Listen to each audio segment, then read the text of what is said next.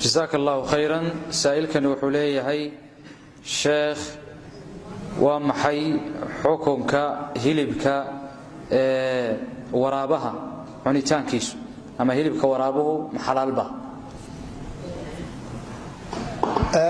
الضبع ورابها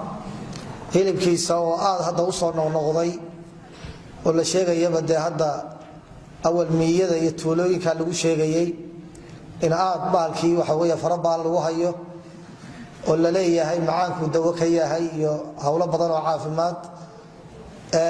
قررنا يندم سوق ganacsi oo dacaayad loo galiyayba mise dhaqaatiir baa tijaabisay baaris baa lagu sameeyay tawarkeeda ma hubno laakiin waxa hadda aad u badan oo xitaa maalmahan dambe leeyahay burcaba la keenaa hilibkiisa in aad loo cunayo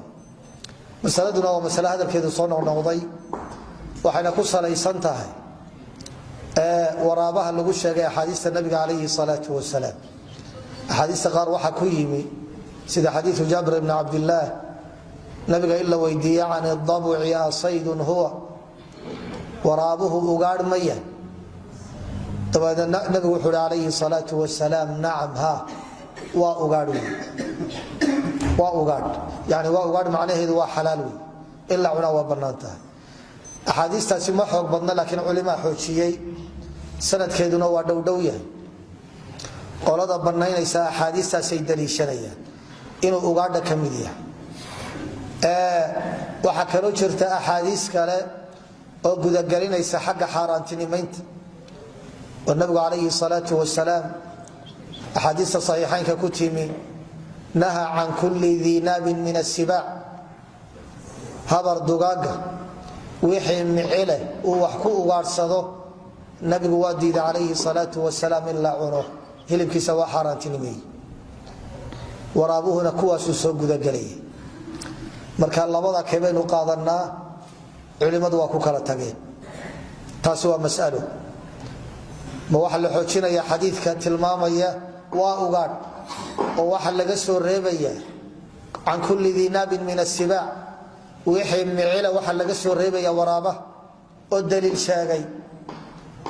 dadka banaynaya ama culimada banaynaya saasay ku soconayaan kuwa diidani waxay xoojinayaan xadiidkan aan kulli dinab min as-siba xadiidkan kalena hadal baa ku sugan sida aynu tilmaanay waxa kale oo iyaduna isweydiin leh waraabaha wadankeena jooga iyo kan nabigu sheegay calayhi salaatu wasalaam ma isku midba taana waa mid la isku hayo oo waxa la leeyahay kii xilliga nabiga jooga calayhi salaatu wasalaam mid wuxuu ahaa miskiina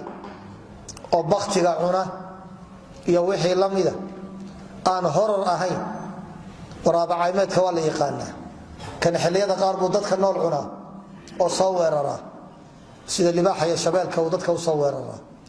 marka ka noocani waa ka duwan yahay jiraahana waa ka duwan yahay طبعي ahaan iyo dhaqan ahaanna waa ka duwan yahay isagu waa sabab waa habar dugaag oo cadwi